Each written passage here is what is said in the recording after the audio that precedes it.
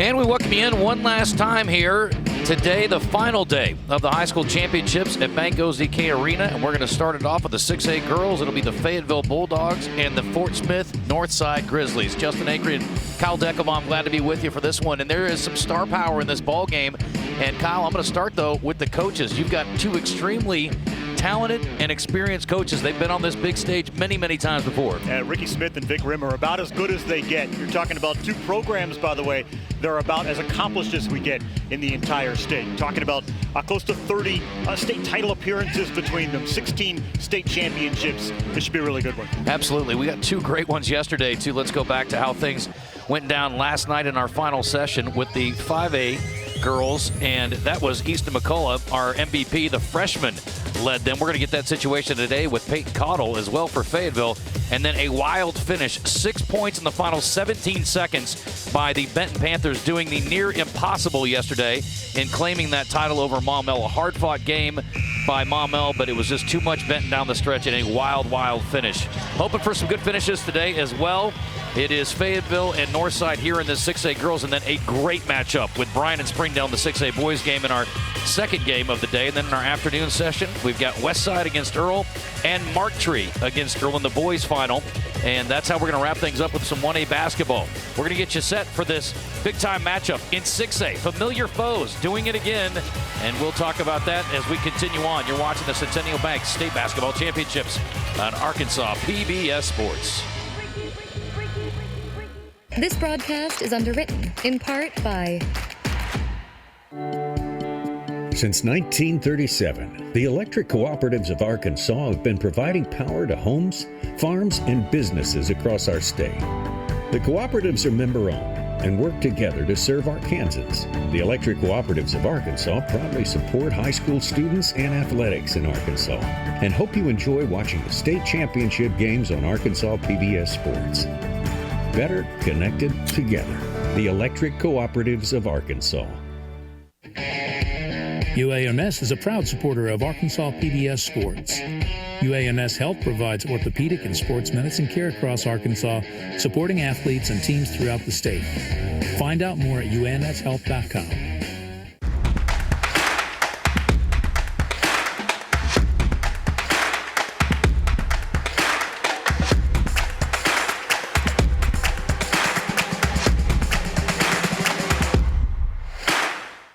Team sports in Arkansas really is the building of character. It's being able to get through trials and tribulations as a team. You take those lessons from team sports and use them in everyday life situations. I'm RJ Hawk. Please consider giving to Arkansas PBS Sports. Collectors, pickers, antiquers, and thrifters of the natural state. What's your latest or potentially greatest discovery? Hi, I'm Kate Askew, books, photography, and paper goods evaluator for Arkansas Treasures. See what your find is worth at the Arkansas Treasures Season 2 Evaluation and Taping event. Learn how you can donate to get your tickets now at myarpbs.org/Arkansas Treasures. This month on Arkansas PBS. Father Brown thinks the wrong man is arrested. In case you've forgotten, I'm the detective round here. And he needs help to read the victim's lewd novel for clues. Father, is this really necessary? A woman is murdered. 8 or more blows shattered the skull. And the weapon used was unusual. The spider could have been deliberately placed in Constance's shoe. Only on Arkansas PBS. This month in Passport on the PBS app.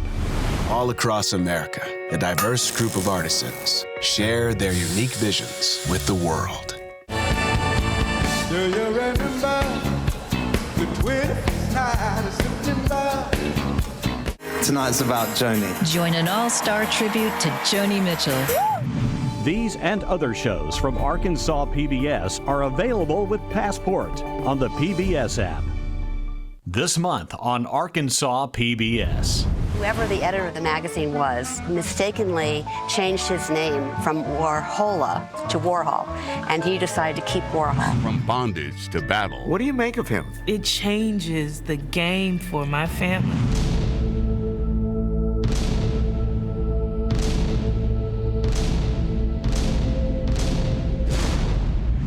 only on Arkansas PBS.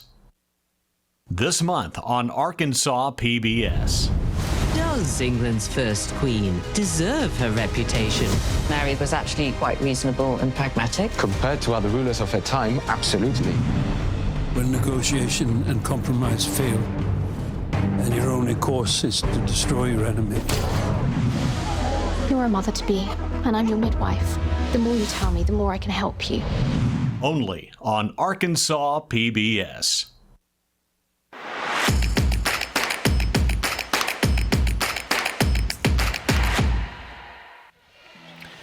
All right, welcome back into Benko ZK Arena. Let's look at how we got here as we get you set for action between Fayetteville and Fort Smith Northside. And we're going to start with the Grizzlies as they work their way through Jonesboro in a dominant fashion. 55-23, knocked off Central by a dozen.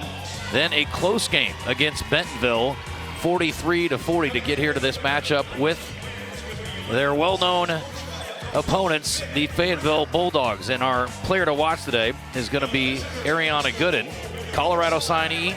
Kyle, 15 points a game for her, and she's their all-time leading scorer with 1,879 points. You're talking about 40-plus Division I offers.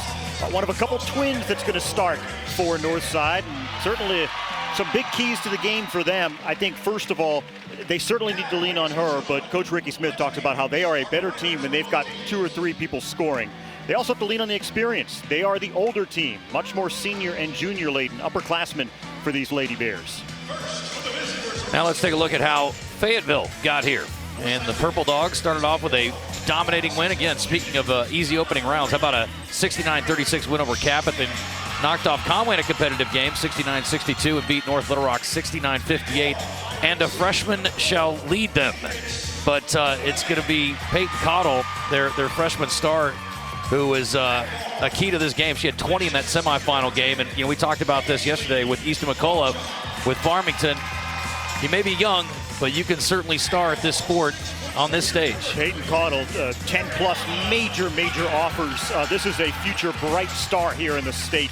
An outstanding shooter from anywhere, mid-range, long-range. She can finish through contact. Excellent court vision, a relentless defender, and 4.0 GPA. So for the Bulldogs, a couple keys here. One, they got to get to the line. When they knocked off North Little Rock, 21 of 22 from the charity stripe in the fourth quarter. They hit 1 field goal in the fourth quarter and still won. That's because they were really good at the free throw line. They got to the line. And then second, hey, listen, they've lost to this Northside team twice this year, in January and mid-February. You got to forget those past 2 meetings. It all starts over right here for the 6A championship. Well, let's get to our Winrock starting lineups now. Take a peek at who's going to be on the floor first, and this will be for Northside. Cameron Schmidt, a 6'1 junior. Cadence Fleming, 5'8 senior. Hazley Grotjohn, a 5'7 senior, averages over 12.5 a game. And then the Gooden twins. You mentioned it, Ariana, our player to watch, and then her sister Erica, 5'11 senior, also going to play college basketball up at Nebraska, Omaha. And for Fayetteville, it'll be Whitney Brown, a 5'5 senior, 10 points a game for her. Charlie Rollins, 8-point scorer, a 5'6 junior. Sanaya Coachman, 5'10 sophomore, really intriguing player that's going to have increasing numbers of college options. Kyle, 13 points a game for her. We mentioned the freshman Cottle. And then Mariah Moss, 6.5 points a game for the 6-foot senior. Probably seen our friend Bobby Swafford in the ads airing both on social media and PBS talking about, hey, watch these state championships to see who's the future Isaiah Joe, the future Malik Monk, the future Jersey Wolfenbarger and Kristen Williams. I think we have more of that combined star power in this game than any other this weekend. Yeah, I think we got to be talking about the future Caitlin Clark in this game, right? Between Cottle and Coachman and Gooden, this will be fun. Yeah, got a whiff on the opening tip, but yeah, we're going to reset here, I think. After a whiff on the opening tip, don't see that very often. A little bit of a mistime. And I love a referee conference right out of the gate. By the way, our officials for today's game, Hunter Bashirs, Jake Black, and Keith Wells. Not when they wanted to be introduced. You and I out there at center court. Well, it's not their fault. Now they're just going to do a side out here and give it to the Purple Dogs. So it'll be Fayetteville basketball to start things off here. Again in the home whites with the purple numerals, Bulldogs across the chest, and the Grizzlies in that familiar red for Northside. Fayetteville 19-11, Justin, but it's such a misleading record for them. When you have this much star power, you're going to be invited to play major games. So they've played a lot of really big games this year. They've traveled to Arizona, misleading 19-11 record. Right out of the gate, a miss by Coachman from the left wing, but an offensive rebound for Fayetteville, and going to work inside is Moss. Left-handed, you got Moss right out of the gate. Fayetteville going to work inside and making the most of that offensive rebound to open the scoring here in the 6A girls title game. That's one thing these Northside, the people that follow them so closely will point out. She's a player that can give them a lot of trouble because you just can't move her around. That was a tough shot there. Another offensive rebound, this time by Northside, and they're going to get a second attempt at it. It'll be Ariana Gooden. Missed the first, missed the second, but her sister there for an offensive rebound this time. She's going to try a third time. That one also no good, and yet another attempt at an offensive rebound. This one, though, cannot be handled, and so it will go back to Fayetteville. But good hustle there by Hazley Grodjon. I mean, my goodness, she ran about a 400-meter there in that first opening opportunity for them. Indicative of some of the shooting performances I think we've seen this weekend, isn't it? Yes. And let's hope that doesn't continue. Whitney Brown just dribbling it out of bounds as she drove to the baseline. And again, good defense by Grodjon, harassing enough to create the turnover. So offensive rebounding, the story of the day in the early going here. We're about a minute in. Kyle Deckelbaum, Justin Acree, thrilled to be with you. Fort Smith Northside, 26-5 record, 13-3 in conference. You mentioned earlier, won both the regular season meetings, 77-65 on January 14th. And then on February 11th, 56-51, so a little more competitive in the second go-round. We'll see if this one's even tighter. Wild scoop shot, and that is some nerves, I think, for Gooden. Just trying to do a little too much. That's her fourth shot of the game. You know, we did talk about the unspeakable, I guess. Star players from Northside struggling in this championship game, albeit in a victorious performance. Going back to Jersey Wolfenbarger, who had just an awful day shooting the basketball a few years ago in a championship game, but her team able to get the title regardless of that. Yeah, that was Northside's last championship. That is a great play by Grodjon, reaching in and taking it away from Brown. Okay, they're going to call a jump ball there. We just got an explanation on the opening tip. They said the ball hit the floor, so they blew an inadvertent whistle, so they decided to do a side out there. Yeah, but great point, Justin. I was actually calling that game in 2021 when Jersey Wolfenbarger came in with just such spotlight on her, and it was not her best performance, but her team was able to lift her up. There's a great feed inside. How about Gooden to Gooden? And that's good enough for a bucket, and Northside now on the board. 2-2, 2 minutes in. Three-pointer on the other end, a quick one by Coachman. That's no good. Moss, another offensive rebound, though. Both teams having success on second chances. Moss underneath, doesn't get it. Triple teamed underneath the basket, fighting her way through. Throws a little elbow, looks a little frustrated. And Erica Gooden says, how about that? Are we going to let that go on? You don't blame her for the frustration. Triple team down there. Yeah. They retain the possession, though. May have gotten away with one. There's Cottle, our first look at the freshman, driving in, scooping it up, falling to the floor, buckets for Fayetteville. Her first basket, and she puts the Bulldogs up 4-2. She's so good at finishing through contact. Cottle, 10-plus offers already. You're talking about Arkansas, Alabama, Florida, Miami. The list goes on. Major players. Three-pointer blocked in the corner. Great defense by Coachman, but another offensive rebound and a stick back. Cameron Smith on the board. 6'1" junior, 11 points a game for her. 7.5 rebounds as well, so that is the norm for her. There's a runner in the lane, no good by Whitney Brown. Great feed from the baseline there, but we will get free throws for the first time today, and Brown's a 67% shooter at the charity stripe this season. She had 19 in the semis. She was 10 for 10 from the line against North Little Rock, so a player who's come on and playing her best basketball here late. We talked about Coachman, Sanaya Coachman, the sophomore, trying to do a little bit from distance early on. 30% three-point shooter, averages 13 a game. That's tops on the team. It's pretty balanced scoring, though. 13, 12 for Cottle, 10 for Brown, 8 for Rollins. I mean, it's by committee from an offensive standpoint, and really much the same, I think, on the other side, even though Ariana Gooden leads the way with 15 points a game for Northside.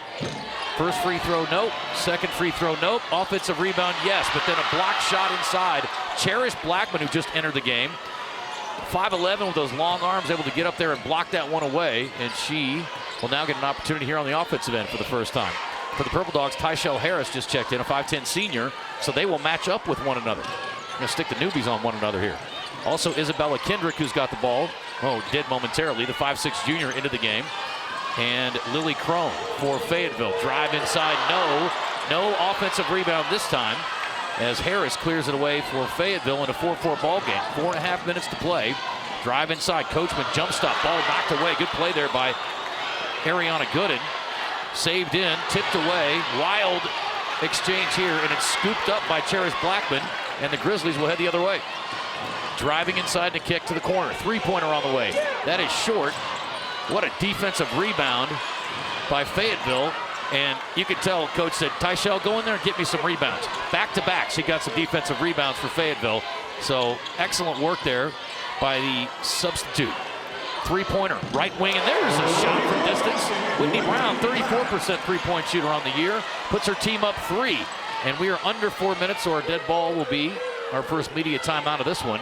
Kind of a frantic start. You can tell nerves, anxiety, all the adrenaline rush here early on. And hopefully these teams can take a deep breath here and get in some rhythm. But a competitive game in the early going. High, low, good catch, good shot, up and no, but a foul. Blackman drawing the contact from Harris. Excellent post position, really nice feed from the top. And she is going to get a couple of free throws here. Well, I think you could tell early on in this game. Now, granted, Gooden does have 5 attempts from the field, but there's a concerted effort to get just about everybody else involved. Fayetteville leading Northside 7-4. We're going to take a break. You're watching the Centennial Bank State Basketball Championships on Arkansas PBS Sports.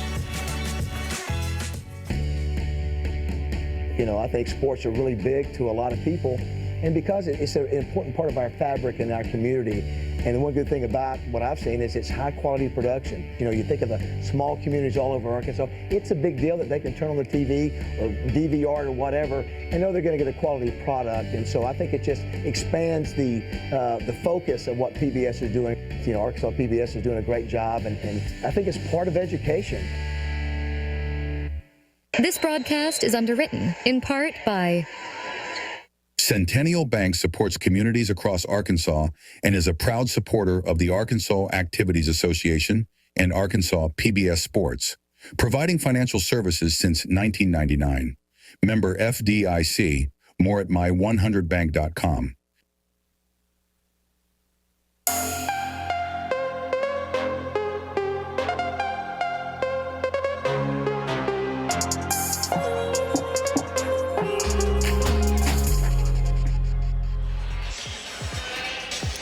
Welcome back. Hey, Arkansas PBS Sports is supported by Wendy's, and one of the menu choices is the salted caramel frosty. Availability may vary by location.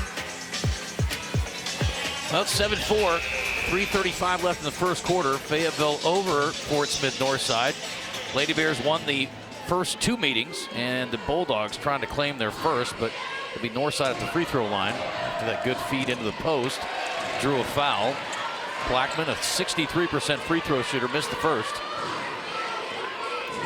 That last beating, Justin, so tight game down the stretch, and Fayetteville double teams Ariana Gooden.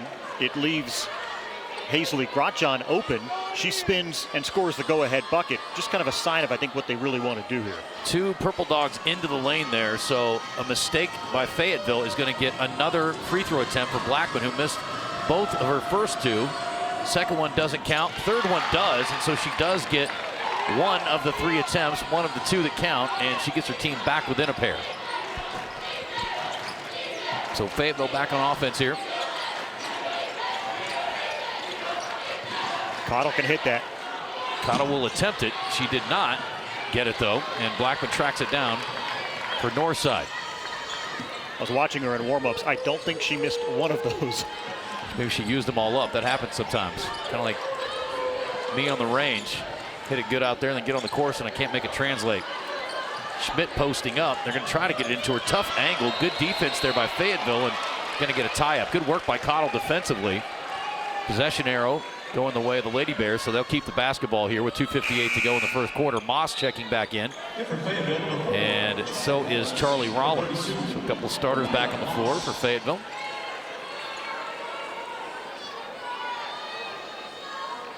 A little discussion point here with the officials.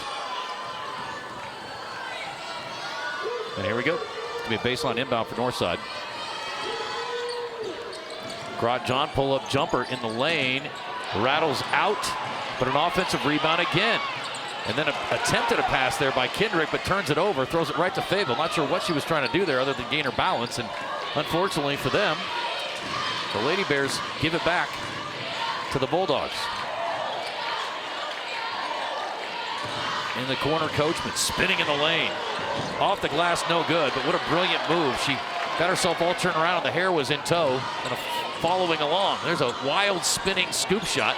That is no good by Grotjohn, and collecting it as Coachman coming the other way. She's going to force the issue. Got double teamed, and a steal by Fort Smith. Northside, heck of a play there by Schmidt. Got down on the floor, and now on the other end, a wild shot, no good. An attempted an offensive rebound, but it's tapped out by Fayetteville and will stay with the Lady Bears. 2:05 to play, kind of a wild scramble, a little sloppy at both ends here, but it's 7-5 Fayetteville leading it. And I think we're seeing a lot of one-on-one basketball right now. I think both these coaches would want to tell their teams, let's set up some offense, let's calm the pace just a little bit, let's get comfortable in this game.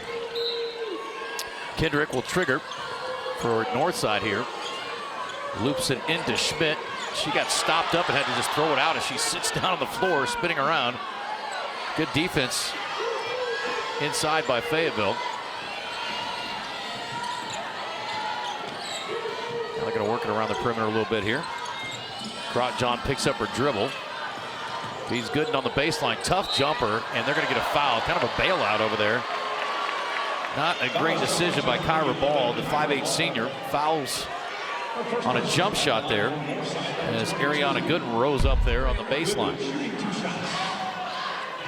So Ariana Gooden kind of getting bailed out. Such a tough angle there. So I met before the game. I met Ariana Gooden's mom. And I said, what do you like during games? She was asking me where she can walk because she paces so often. She cannot sit still. So I told her, I think you can get some laps around kind of the middle portion of these stands here. Free throw good there. 7-7. Both of them go down, and so we have a tie ball game again.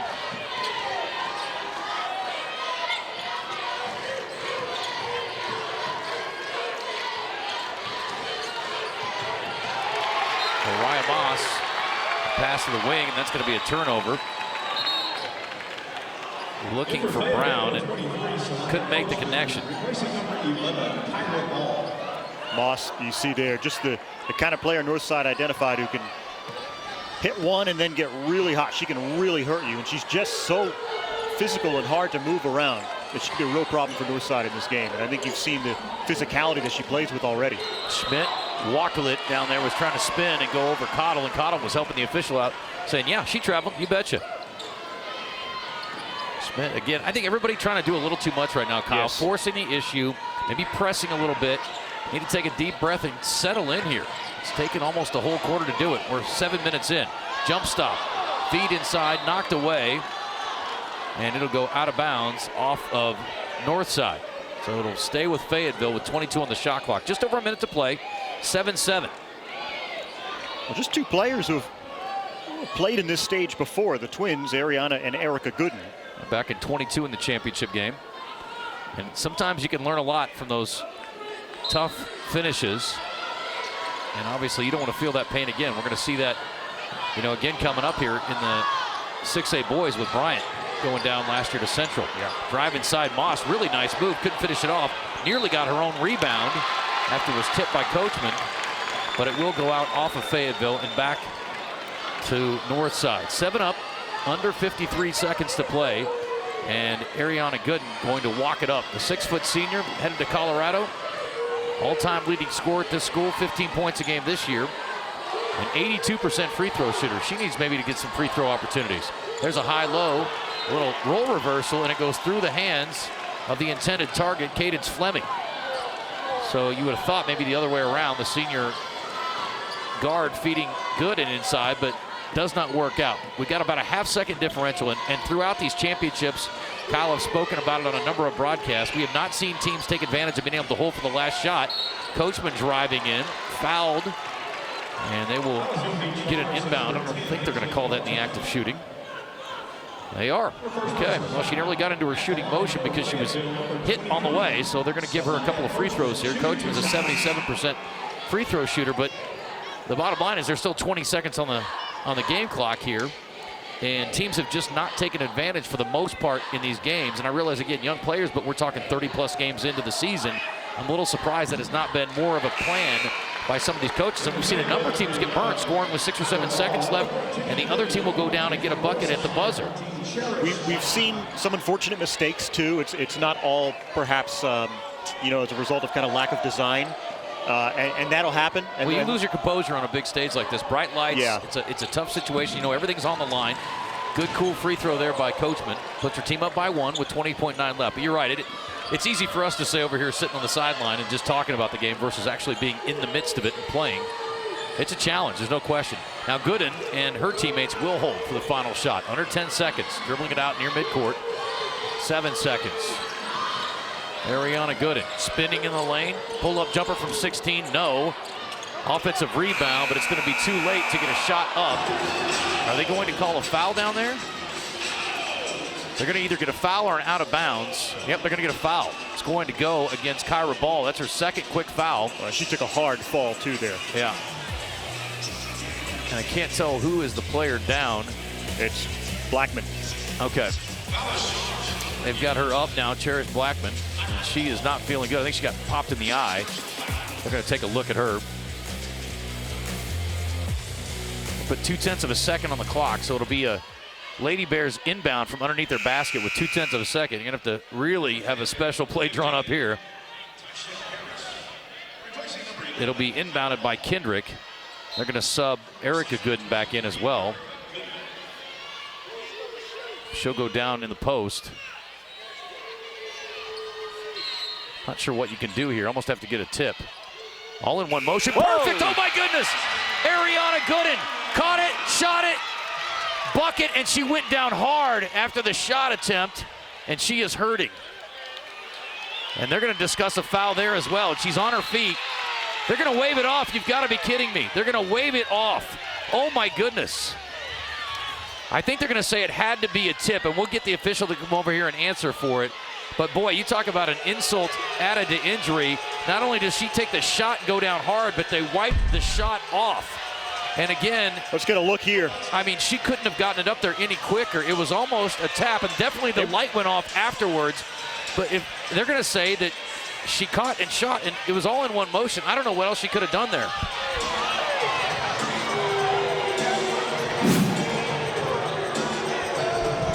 That's exactly what the ruling is. So, yeah, it has to be a tip. And, again, I don't know at what point you can catch and shoot. Maybe a full second, a half a second, I don't know. That's as close as it gets. That looked awfully good to me. Yeah, it was a heck of a play. Well, regardless, it will not count. It's going to be 8-7 going into the second quarter. We're going to take a break. You're watching the Centennial Bank State Basketball Championships on Arkansas PBS Sports. Are you ready for Quiz Bowl 2025? It's the 40th year of the most exciting academic competition in Arkansas, and it is live right here on Arkansas PBS. It's the Arkansas Governor's Academic Competition Quiz Bowl State Championship. Schools from all over the state square off right here in this studio to see who will come out on top. Don't miss a single question. Tune in or stream on the PBS app. Saturday, April 26th, starting at 9 a.m. This broadcast is underwritten, in part by... Summerwood Sports Complex in Bryant features 4 courts across 2 gyms, located off Interstate 30, offering space for tournaments, practices, and training. Proud to support the Arkansas Activities Association and Arkansas PBS. More at summerwoodsports.com.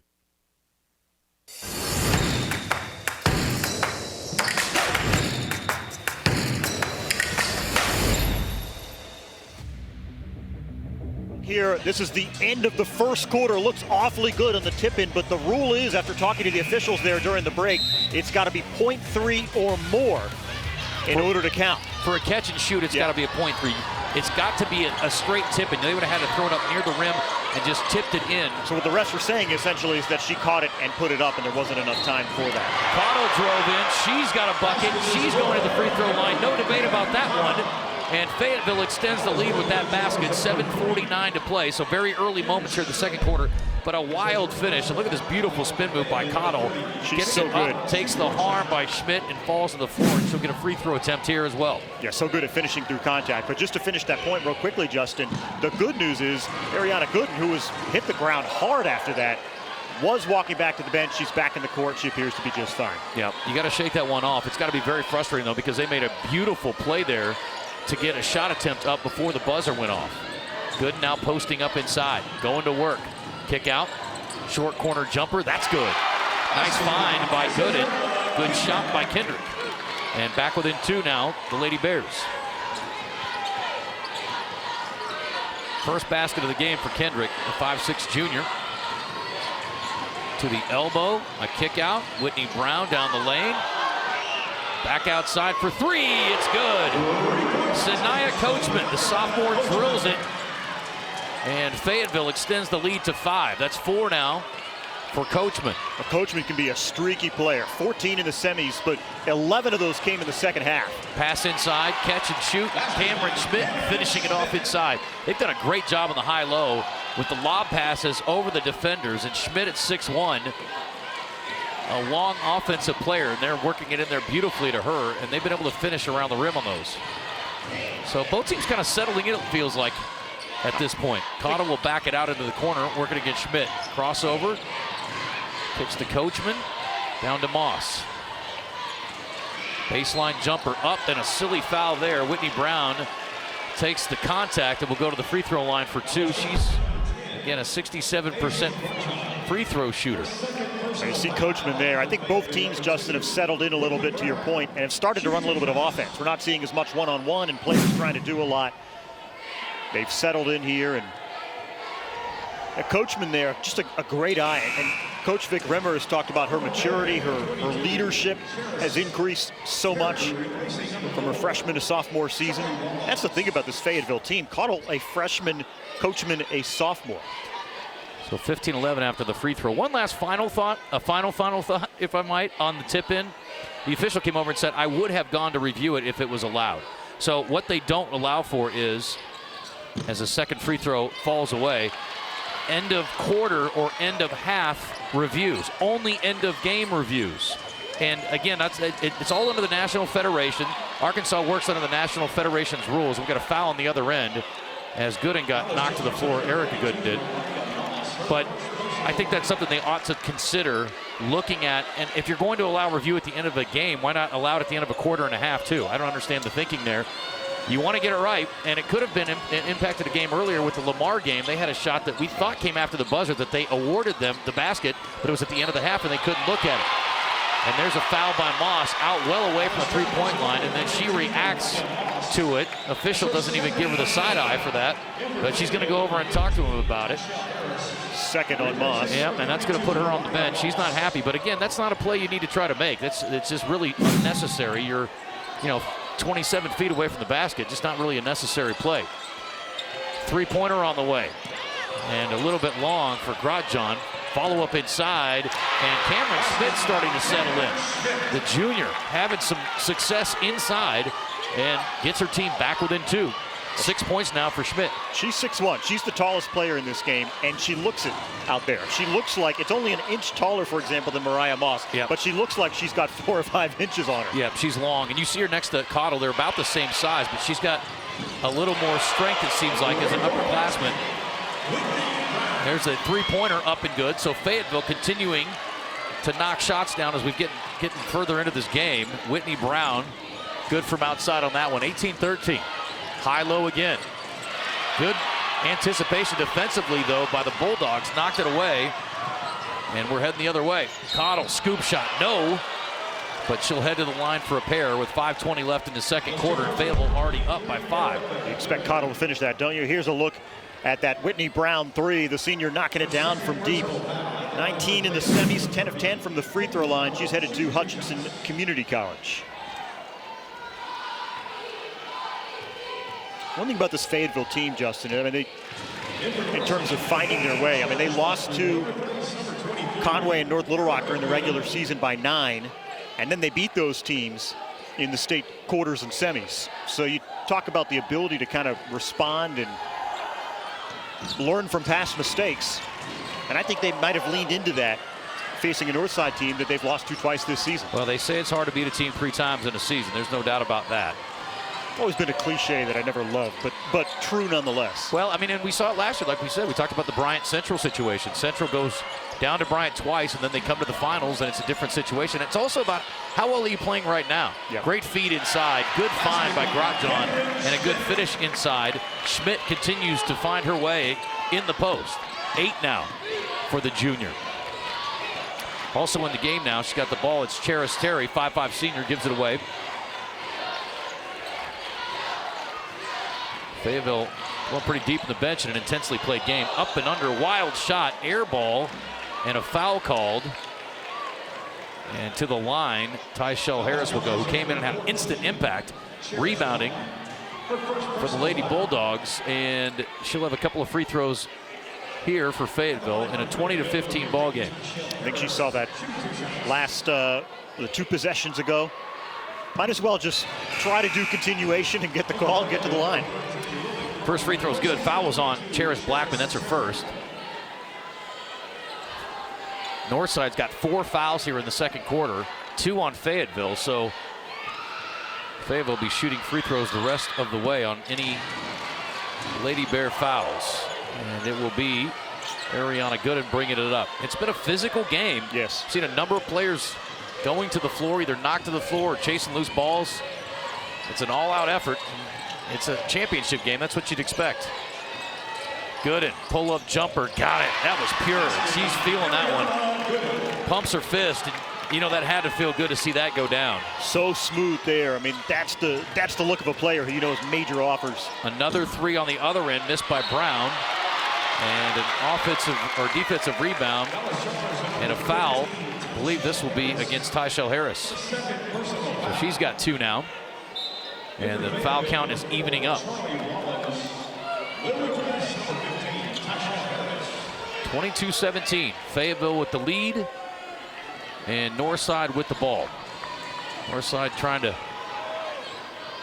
get a championship. Also trying to complete the sweep. 15th finals appearance under Ricky Smith, or 14th under Ricky Smith beforehand. 15th overall. They've won 8 state titles under Ricky Smith's directions. He's been there 34 years, and he's seen a lot of those go down over the years. A 3-pointer from Blackman knocks it down. First 3 of the game there for Northside. Yeah, Ricky Smith just as stalwart of a coach as there is in the entire state. And again, his counterpart, not quite that many as the shot's blocked on the perimeter.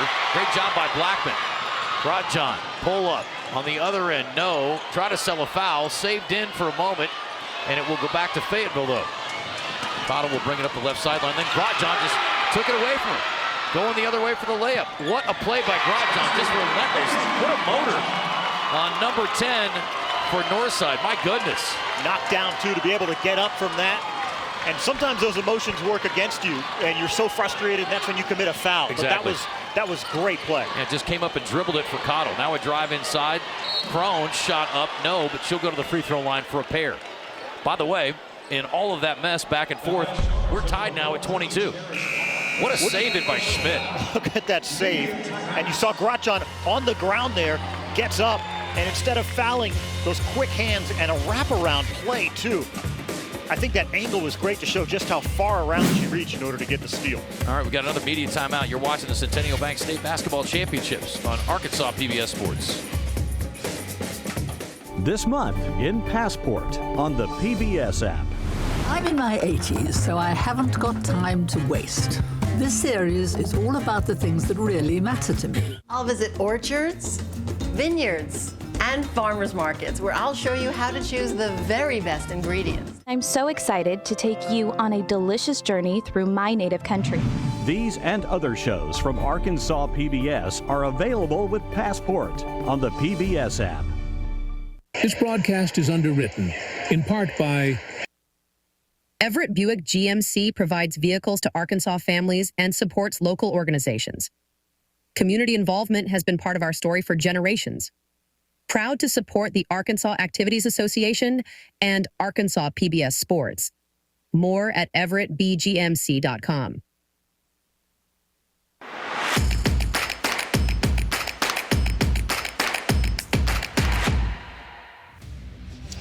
Welcome back. It's time for our Arkansas PBS Student All-Star, and congratulations to McKinley Campbell from Harbor, a sophomore point guard with a 4.1 GPA. She wants to attend college, run track or play basketball, and become a veterinarian or psychologist. Congratulations to Harbor's McKinley Campbell, our Arkansas PBS Student All-Star. Some purple over there behind the Fayetteville bench. Pretty good turnout for Northside. Student section for Northside, yes. And a smattering of Fayetteville students in attendance as well. We are locked up at 22 with 2:53 to go. A miss at the free throw line for Lily Crone, the 5'8 junior. Left-hander will settle in and try again, and the second one splashes home to put Fayetteville back in front. Bulldogs have really been in control for the most part today, but give Northside credit. They have fought their way back into it, tied it after a hard comeback, and now a 1-point lead for Fayetteville. Grajon couldn't get the ball into her hands, finally does, gets a shot up, no good. Tipped out of there by Schmidt, but into the hands of Whitney Brown. She'll lead the break, doesn't have numbers, but she forces the issue anyway. What a beautiful spin move and a hard foul by Ariana Gooden. Maybe getting a little bit of that frustration out. And that was it was like a 1970s NBA foul. I'm stunned by how physical this game is so far, aren't you? Well, listen, what do they say, Kyle? Familiarity breeds contempt, and these two teams know each other well. For the most part, the refs have let them play through contact, too. There's a lot of ex-husbands out there that understand that sentiment. Free throw's good. Fayetteville by 2. 2:26 to play.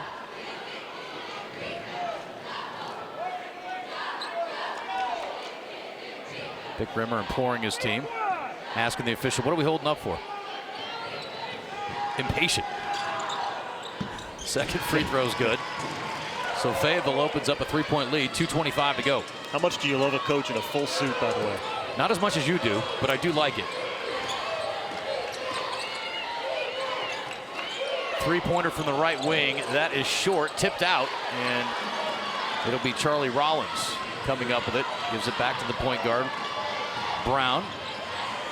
Coachman, deep, no. And a clear by Schmidt. 2 minutes to play in this first half. It's been a war between two familiar foes. Bulldogs going to drop into a zone here. A minute 53 to go. Good pass to the baseline. I don't know how Grajon saw that, but she found Cadence Fleming all alone, floating it over the zone. Great catch, nice finish, and the senior with a bucket. We've got a 30-second timeout. We'll keep it here with Fayetteville up by just 1 now. Look at this pass. What great vision to float it over there for the score. You've talked about it all game, Justin. This is exactly what Northside's been trying to do in every single possession. That's been their strategy. Let's get it high down low. It's worked. Some of our fans in the crowd, some excited about the camera, some just focused on the popcorn feed. You get the excited ones and the nonplussed ones alike. So look at Ricky Smith and his bunch over there on the sideline. 800-plus wins, an 8-time champ. Yeah, nice job there by Fleming finishing that pass off. And I'm impressed with the passing really by both teams. Yeah. I think it was last season when he hit those 800 wins, and I remember what a big deal that was in the state. Yeah. And how much he hated all that attention. I mean, just not a guy who loves all that. But well, if he doesn't like it, he should quit winning so much. 800 wins is pretty incredible. You know, you take home as many titles as he had, and show up here in Hot Springs as many times as he had, you're gonna get some love. It's part of it. So Fayetteville with the lead by 1 in what's been a very hotly contested game, very physical. And the Bulldogs with it. Brown driving down the lane, shot up too strong. Cottle tip-in's good, all in one motion, and that is a great show of her athleticism, able to catch and shoot that in one motion. I don't know if that would have been good with 0.2 of a second on the clock, but it was a heck of a tip in there. She's got 9 now, with a minute 15 left. She had 21 in the last meeting, and I think feels really good facing them. But you see she could score from absolutely anywhere. Just a great stroke anywhere on the court, finishes through contact, a tip in there, so tough. Corner 3 airballed by Kendrick, but an offensive rebound. Gooden bricked it. Kendrick got the offensive rebound, and she'll bring it back out. Ariana Gooden driving in. Off the glass, no, but she draws some contact, and they're going to call a block. Oh, Vic Rimmer wanted a charge, doesn't get the call, and so it will be free throws for Ariana Gooden, who is 82% on the season. That's Cottle there, just one motion for the finish, all in the air. She knows that you bring that down, the attention that you attract and how much harder it is to get back up. Free throw by Gooden, bounces around and falls. Foul was on Cottle, that's her first. 4 team fouls on Fayetteville, Northside with 5, so it's only 51 seconds left, but both teams, if they draw any fouls, will be at the free throw line. A miss on the second one, rattles out, and Fayetteville with the ball by 2. Cottle on the right wing, surveying. Now Brown, step back 3, in and out. And again, an opportunity to hold for one. And to me, the wise move here, because you can go into the halftime break with a tie. But Gooden instead forces the issue, and then we get a foul on the rebound attempt against Fayetteville. Going to go against Charlie Rollins, a little too aggressive, taking out Cadence Fleming. And so free throws for Fleming with 26 seconds left. I'm with you. I think I would have paused there. You got to feel pretty good if you're Northside. You were down 11-7 after the first quarter. You're within 2 now. Play for that last bucket. You've got a strategy that you know that's working, but then again, they're here for a large reason because Ariana Gooden is that good and can score a bucket just like that. Agree. By the way, I love that camera angle from the top of the basket where you can see it glance off the rim. Second one's good, so they're within 1. But my thing is, if you're going to get a great look, if you got a clear path, you got a wide open shot, fine. But that was a tough running jumper, defended well. I mean, that's a low percentage play. And again, you don't need to force the action if you don't have to, and you certainly don't in that situation. Now, Fayetteville will pull it out and hold on to it. And Coachman's going to lead the charge here between the circles. Going to get a late double team. Some contact, no call. Down goes the defender. Cross court, they get it over to Charlie Rollins. And they never got a shot off. So the Lady Bears get a small win there defensively. Coachman, I think the double team, really a good call by Ricky Smith. Yes. The double team at the last minute got Coachman out of sorts. Nearly drew an offensive foul, pushing Cadence Fleming to the floor. But it does stay a 1-point game. I think everybody's got to stick around now, right? We got a whole fun half of basketball coming up. Another physical half, I think. 2 really good teams that know each other well. There should be a fun second half. All right, you're watching the Centennial Bank State Basketball Championships on Arkansas PBS Sports. Since 1937, the electric cooperatives of Arkansas have been providing power to homes, farms, and businesses across our state. The cooperatives are member-owned and work together to serve Arkansans. The Electric Cooperatives of Arkansas proudly support high school students and athletics in Arkansas and hope you enjoy watching the state championship games on Arkansas PBS Sports. Better connected together. The Electric Cooperatives of Arkansas.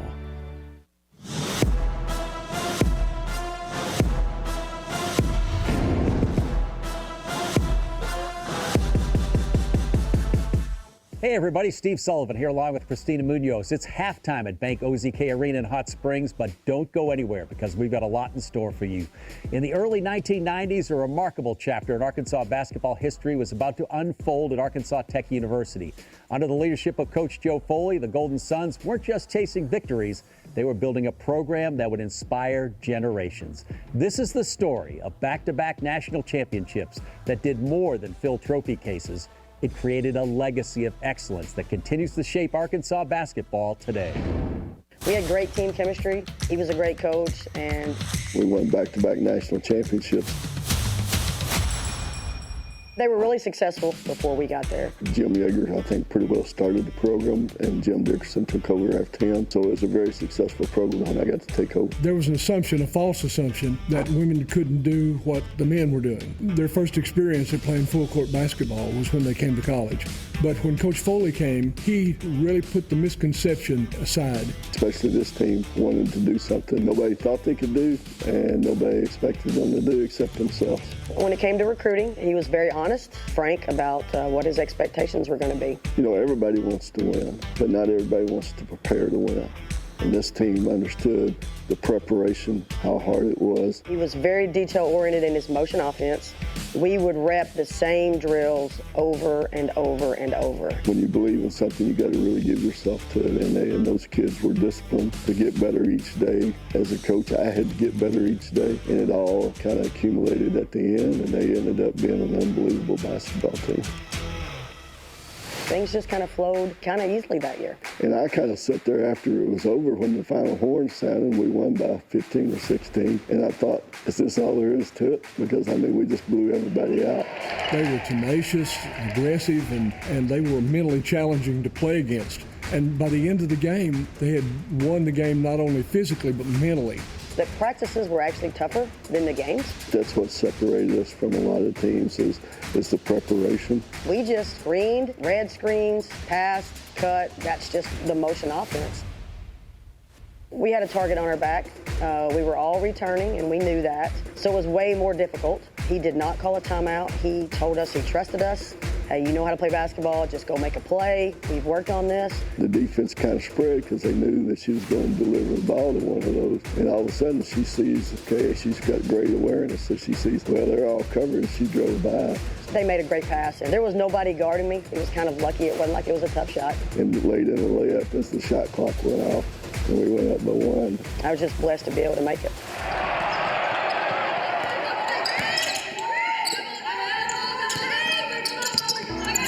Have been successful. They were on a state finals team last year. We're all close and know each other really well.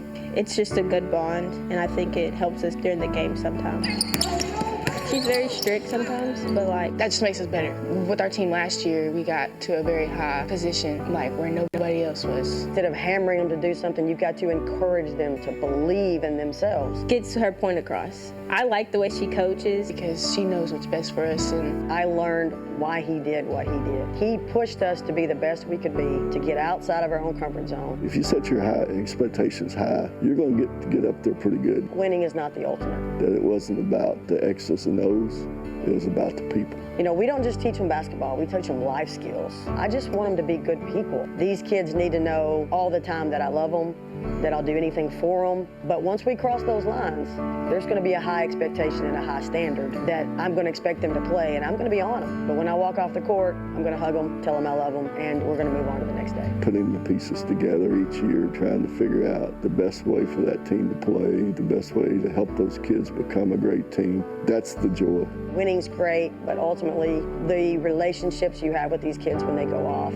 I would tell players all the time, you make me a better coach. And they'd look at me and say, why? And I'd say, because I don't want to let you down. And you didn't want to fail them.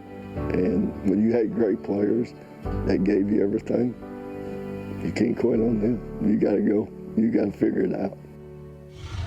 From those unforgettable championship seasons in 1992 and 93, the Golden Suns' impact resonates far beyond the court. Through coaches like Karen Pinion McNabb, the spirit of excellence and determination that Joe Foley instilled lives on in gyms across Arkansas.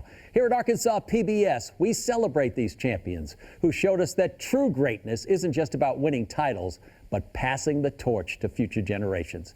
Now let's toss it over to Christina. She's going to introduce you to some very talented athletes. Christina. That's right. Thanks, Steve. Earlier in the season, we reached out to schools all over the state looking for athletes who not only excel on the court, but in the classroom too.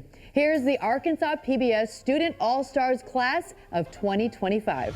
We start off with the 1A girls. That is Isla Holzman with the Sacred Heart Knights. Isla has a 4.0 GPA and plans to go to the University of Arkansas and study biology. For 1A boys, we have Jonah Walker, a senior center from Marked Tree. Jonah wants to go to college to pursue a career in the medical field. He likes playing football and hanging out with his brother in his spare time. Next up, we have Hayden Matheny representing 2A girls. She plays for the Lady Greyhounds of Sloan Hendricks High. Hayden has a 4.0 GPA and wants to attend Arkansas State University to pursue a degree in radiation therapy. For the boys in 2A, we've got Amarie Neal. Amarie has a GPA of 3.6 and wants to be a pediatric dentist. Hunting, fishing, and spending time with family are some of the ways he spends his spare time. The Bergman Lady Panthers' Brinley Collins is the 3A Girls Arkansas PBS Student All-Star. Brinley wants to further her basketball and academic career. She has a 4.0 GPA. On the boys' side in 3A, we have Rylan Robbins representing the Flippin High School Bobcats. Rylan wants to pursue college basketball and major in education. Basketball, fishing, baseball, and video games are how he likes to spend his spare time. Halfway through and on to the 4A girls, that's Jordan Youngblood with the Heber Springs Panthers. Jordan plans to attend ASU Newport to play softball and major in exercise science. She enjoys anything active and shopping. Riley Jones with the East End Mets represents the 4A boys. Riley has a 3.75 GPA and wants to become a basketball coach. He likes video games, hanging out with friends, working out, and trying new food. The 5A girls are well represented by JC Edrington of the Greene County Tech Golden Eagles. JC wants to attend Arkansas State and become a physical therapist. She has a 4.17 GPA and enjoys being with family and friends and loves everything about the lake. The 5A boys, well, that is Elias Zapian with the Russellville Cyclones. Elias wants to attend UCA and become a gastroenterologist. He enjoys hanging out with friends and family and playing basketball. Rounding out the classifications are your 6A student all-stars. For the girls, that is McKinley Campbell with the Harbor Lady Wildcats. McKinley is interested in becoming a veterinarian or possibly a psychologist. She has a 4.1 GPA and likes to cook, shop, and hang out with friends. And finally, for the 6A boys, we have Kellen Robinson with the Bryant Hornets. Kellen plans to play basketball at UALR. He has a 3.75 GPA and enjoys playing basketball and working out. Congratulations and keep up the good work. All right, Steve, it is about that time. All right. Yes, it is, Christina. Let's get back to the Bank OZK Arena for the second half. That's right, here on the home of the high school basketball state finals, Arkansas PBS.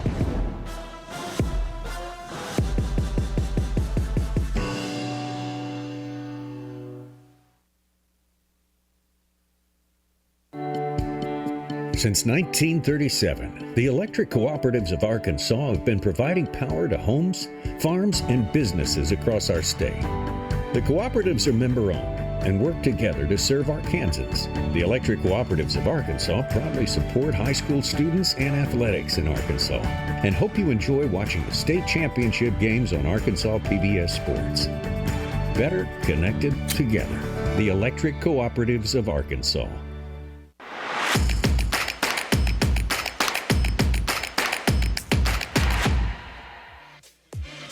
Welcome back to the 6A Girls State Championship here in Hot Springs. Let's take a look at how we got here. A one-point game at the break. Fayetteville leading in a very physical start to this one. You see Mariah Moss carving out space and some takeaways in a very physical start to this one. And a little bit sloppy, frankly, out of the gate, too. Both teams with some nerves, but they kind of found their footing. And there's the outstanding freshman Cottle for Fayetteville. A nice three-point bomb by Whitney Brown. And then Fort Smith finding its way. Inside, Schmidt had quite a bit of success in the first half. Ended up with 8 points. And then a nice jumper by their star, Ariana Gooden. The Colorado signee having her moments in the first half. And here's our halftime numbers. Very even from a field goal standpoint. Much better shooting from Fayetteville in the first half from the outside of the paint. The Lady Bears having their way. Schmidt really leading the charge in that regard. It'll be Lady Bear basketball to start the second half. And Ariana Gooden parked right in front of our broadcast position here. So if it looked like you saw the exact same play multiple times for Northside, that's because you did. There was a concerted effort there to get the ball in the low post. 14 of their 26 coming in the paint. And then you go back to the keys to the game for Fayetteville. Get to the line. 10 of 15 from the charity stripe in that first half. Well, Cameron Schmidt goes right to work out of the gate. Offensive rebound, stick back, and Grant John continuing to make plays in every which way. Steals defensively, and that time an offensive rebound, stick back off of the Schmidt air ball early on here. And guess what? Northside in the lead. Shot inside by Moss, no good. Grandjean with a clear. Gets it up to Ariana Gooden on the left wing. High low to Schmidt. Feeds the post. Shot up, no good. And a miss goes out of bounds. Did you notice, too, a little change in the lineup? Blackman starting the second half.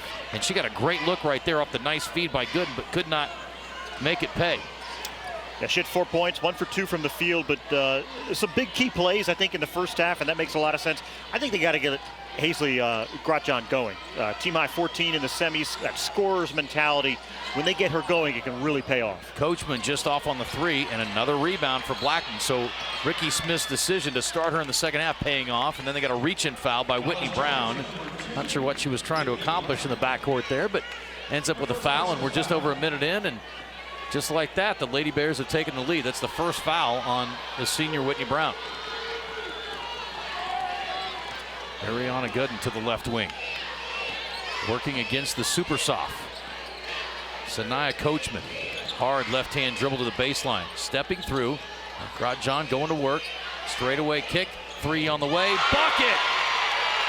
Cherish Blackman. So again, Ricky Smith, the Hall of Fame coach, looking like a genius with the lineup change to start the second half. Blackman paying dividends. Whitney Brown trying to answer, does. A long 2 for her. And Fayetteville back within 2. Well, I love how you're seeing these two teams settle in just a little bit. And you're seeing some mid-range too. I think kind of a lost art, but I think both these teams have had some really big shots between the paint and the beyond the arc. Yeah, well, there's a lot of confidence, and again, you can understand why these teams have had a lot of success. Blackman is going to try it again, not this time, and a really hard-fought rebound for Cottle. She may be thought of as a scorer, but she comes up with a tough rebound in traffic that time. Going the other way, got whacked by Blackman, and she takes it to the baseline. Fort Smith bench wanted a walk from Cottle, a little bit casual, bringing the ball up the floor after she got that really tough rebound. Look at the kick out here. Such good court awareness, I think, from this entire Northside team. And you see the emotion. I was going to say, how hype was Blackman after drilling that 3?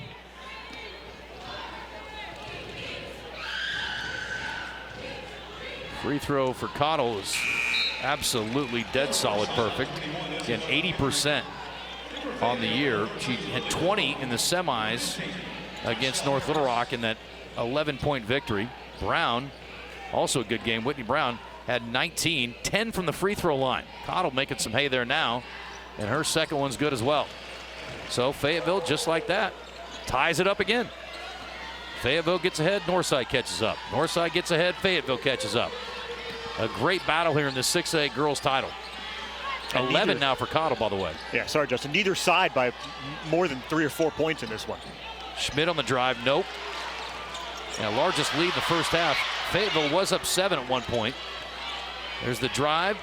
Up, Grotjean, yes. Boy, you're right. She is just a playmaker, and maybe you want to look for her a little bit more. She has been phenomenal. Largest lead of the game for Northside came in the second half here, 4 points. 7 in the first half by Fayetteville, but they have hung within 2 to 4 points really for the most part of the game. Cottle going to take it all the way. Scoop no good, but she got bumped. Not a lot of contact there by Fleming. Ricky Smith not happy about the call. Beside himself. Hands over his head. Going to take a little walk. And now they're going to coach up Fleming on the sideline. I think there's some built-up frustration from Ricky Smith, too. And the longer this game goes and it remains within 1 or 2 points, we go back to the end of the first quarter. And a bucket that was waved off for Northside. Yeah, if this ends up being a 1 or 2 point game, that will be one to circle for sure. But by the letter of the law, the officials called it correctly if in fact they believe she caught it. It was very, very close to being a straight, almost a volleyball set from the wing, which would have, I mean, again, what's a tip? You know, we can't figure out what a catch is in football, but now we can't figure out what a tip is in basketball. So the officials were pretty sure that they had it right. So we have to go with that. It was as close as it gets, though, the more times you watch it. Baseline drive. Grotjean, yes, again. Hanging, using every bit of the rim there and pushing the lead to 3 again. Downhill, scoop shot, no. Guess who? Grotjean defending, and she's pumped. She is active on both sides of the court. Look at this, kind of the yell as she finishes there. Hard at the rim. Yeah, she's a tough competitor. Hazley is really getting it done at both ends. She's got she's kind of like an Energizer Bunny. Just incredible energy on both ends. Great motor. Coachman just dribbled herself into a turnover. Lost the handle. Ariana Gooden's like, thank you very much. Going the other way. 5 on 4. To the wing. Spinning and kicking. Back out to Gooden. Oh, you could tell she was thinking about it. Kyra Ball staying in the neighborhood. keep her from rising up and shooting that three. Went right by her, off the glass, no. Ball fighting for space in there for the rebound, goes down, and the ball goes out, off of the Lady Bears. 8 points in the game for Grotjohn. She has been phenomenal today.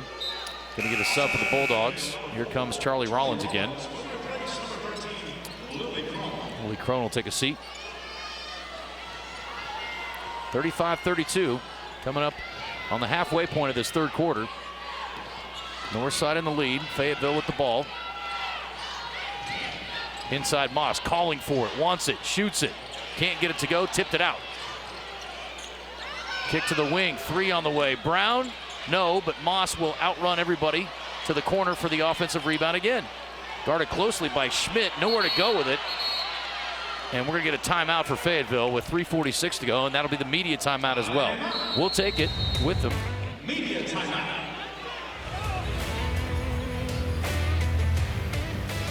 Yeah, we'll take a quick break. We'll come back in a moment. You're watching the Centennial Bank State Basketball Championships on Arkansas PBS Sports.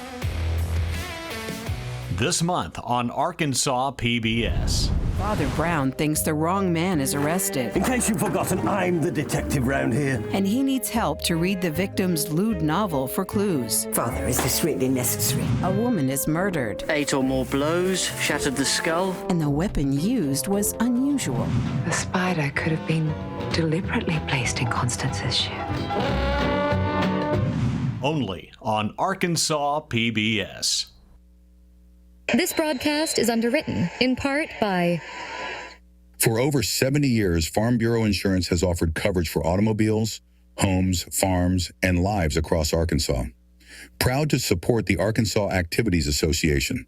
More at afbic.com. Welcome back, Bank OZK Arena. I'm not sure if she'll know the answer to our trivia question, but we'll give it a shot here. Who holds the record for most girls' state championships in Arkansas history? It's our Arkansas Governors Quiz Bowl Association trivia question. I'll give you a hint. There's more than one answer. Well, thanks a lot. We've had a hard enough time coming up with anything. But I guess options are good. Fans are locked in on this one. Intently watching. The 6A final.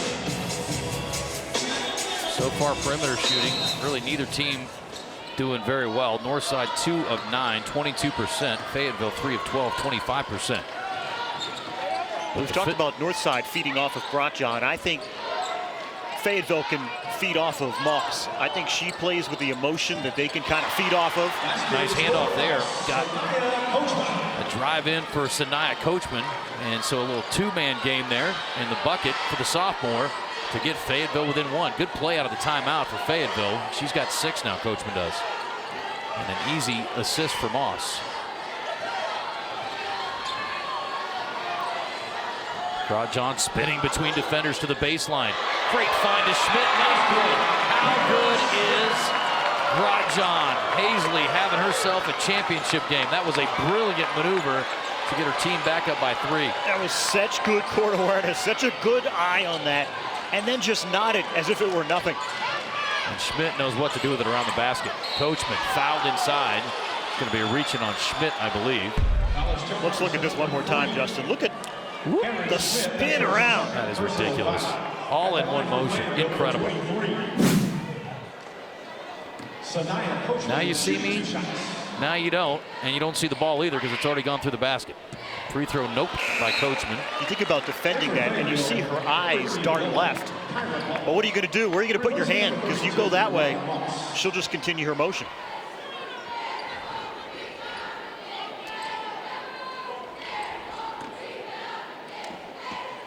See if Coachman can convert on the second one, get her team back within 2. Does. So, let's see what Ariana Gooden and the Lady Bears have got in store here. Shot clock issue. Fix that. Sideline inbound. Really no backcourt pressure from either team, but well, once you get across half court, you better know it's going to be a battle. It's been a quick third quarter, hasn't it? Yep. There's Ricky Smith. Only 4 fouls in this quarter with 2:30 left, so that'll keep them moving. Candace Fleming up top to Schmidt. She's going to try a 3 this time. Got it! A huge bucket for Cameron Schmidt, who's having a brilliant championship game. She's got a baker's dozen now, and her team up 5. We've talked about her using her height. She's so long and athletic and has great limbs in this game, but she can shoot it as well. Fayetteville, critical moment in this game. They need a bucket soon. Going inside, we got a hold. Boy, that's another tough call. I tell you what, Candace Fleming's had, or Kate, excuse me, Fleming has had a couple of tough calls against her today, but there's that shot by Schmidt, just pure, and she has been phenomenal today, just steady and solid. That's the 4th foul now against the Lady Bears, and there's a steal. There goes that lady again. Grotjohn, the distance layup, you betcha. 42-35. And Northside with its largest lead of the game. Matching Fayetteville's 7-point margin they had earlier in the game. Vic Rimmer's bunch in a critical spot here. How about 10 points off turnovers now for Northside? Outside, going to work, Coachman kicking to the corner. Cottle for 3, got it! What an answer by the freshman. Needed it big time. Got him back within 4 with 1:20 on the clock. When they needed it the most, the freshman stepping up from the corner. Pull up from the baseline, air ball, follow up. Schmidt denied, and a rebound. Pulled out of there by Coachman. Just over a minute to play. Coachman between the legs, driving, stopping, outside Brown for 3. That one's badly missed, and a rebound by Grotjohn. They're going to run. Here comes Gooden, inside to Schmidt, to the basket for 2. Schmidt has been spectacular, 15 for her. She's been fantastic, Justin. And the other thing worth mentioning, look at who she's up against here defensively. She's going toe-to-toe for the most part with Moss. How tiring that must be. 36 seconds, about a 15-second differential in game and shot clock. Brown to the paint. Brown, tough shot, up and down! How about it, Whitney Brown? To the line, forcing the issue. The point guard will not be denied, and really both lead guards having a stellar afternoon. That was a really, really difficult shot. Grotjohn defended as well as she could. Got a little bit of body, and that'll put her on the line with 29 seconds left. This could make it a 3-point game. Fayetteville will not go away. Got it. Brown, 67%. She's been at the line a bunch today. Rick Rimmer pouring his team on. 44-41, under 25 seconds. And again, an opportunity for the Lady Bears to hold for the final shot, and they will do so. Brown up to 14, Cottle to 15. Lady Bear bench stomping their feet, clapping their hands, imploring their team to some more points here. Pull-up jumper, short by Kendrick. Saved in, and with 2 seconds left, stolen away. And they are not going to beat the buzzer. That's how the third quarter will end. But a storm back by the Lady Bears in the third quarter puts Northside ahead after 3. It's 44-41. And the final quarter of this 6A showdown is coming up next. You're watching the Centennial Bank State Basketball Championships on Arkansas PBS Sports. This month in Passport on the PBS app. Did Maria Anna Mozart contribute to her brother Wolfgang's earliest works? Elizabeth I taking the credit for it all. It was the most astounding piece of propaganda. And you feel something, I think, really much more than just being an American. You feel the importance of being human. These and other shows from Arkansas PBS are available with Passport on the PBS app. This broadcast is underwritten in part by Centennial Bank supports communities across Arkansas and is a proud supporter of the Arkansas Activities Association and Arkansas PBS Sports, providing financial services since 1999. Member FDIC, more at my100bank.com.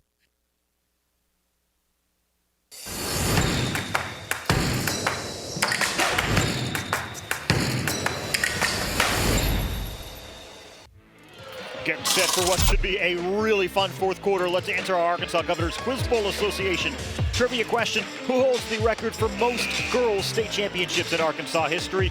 It is a three-way tie with 8 each. A little hint, they're both playing right now. Northside, Fayetteville, and the other one is Greenwood. That stands to reason, doesn't it? It does. You have to redo that trivia question next year. Yeah, all smiles for the Northside fans right now, but we've got a long way to go. This is going to be a very interesting 8 minutes here in this third matchup between the Bulldogs and Lady Bears, and who's going to come out on top this time? We're going to get a sweep or a first win for Fayetteville. There's a miss from outside to start the fourth quarter by Whitney Brown. Had that huge three-point play late in the third quarter, and that would have tied the ball game. Grotjohn's been spectacular today. She's got it for her team. Will dribble to the left wing, clearing out some space, going baseline. She and Brown are deadlocked in a battle right now. Grotjohn, great find, but can't finish inside. Kendrick missed it, and we're going the other way. A little frustrated for Cadence Fleming. And the Bulldogs again with a chance to get within one or tie things up.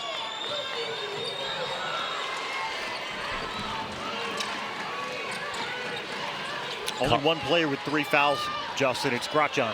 Great backdoor cut, but it got tipped away. Cottle didn't quite make the delivery, and they couldn't quite catch up to the pass. Schmidt in the lane. Wanted a foul, didn't get it. Grotjohn goes down. Did she go out of bounds or get a timeout? Went out of bounds, I think. They're going to help her up, and she's grimacing as she gets to her feet. Then she gets a swat on the backside from Fleming. Yeah, she went down hard, kind of fell on her shoulder, and then, boy, I don't even know if she ever did touch out of bounds, but it looked like she did. Then she got whacked in the nose a little bit. Yeah, nose, eye. So one more time now, Fayetteville going to get a chance to get within a point or take the lead. I think Ricky Smith has given the official the business over there, and he's heard enough of it. He is not wanting to hear another word. Meantime, I think you saw the rip on the long sleeve there from Cottle. That shows just how hard she's hit the deck. Yeah, Moss is back in there for the Bulldogs. Trying to post up inside against Schmidt. Cottle will flip it into her. Moss going to work, spinning, and she walked with it. You bet. Got the bucket, but she traveled first. She was dead set that she was going to go to work on Schmidt, and a little too aggressive there as she turns it over. Back into the game now. Kyra Ball and Lily Crone back in as well for Fayetteville. And here comes Cherish Blackman, who's had some really good moments for Northside today. Blackman, one of the seniors. Fleming's a senior. Grotjohn, Blackman, both the Gooden twins. So Ricky Smith's going to have a bit of a rebuild project for next year, Kyle. Well, I would never use that term with a Ricky Smith team, right? But how about Ricky Smith, as he calls timeout here, leaving Grotjohn in the game there? You know, emotions are high. She took a hard fall, but he knows her. And I think she's the kind of player who plays at her best, riding those kind of emotions. Well, let's see the work that she has done to this point. She has been brilliant defensively.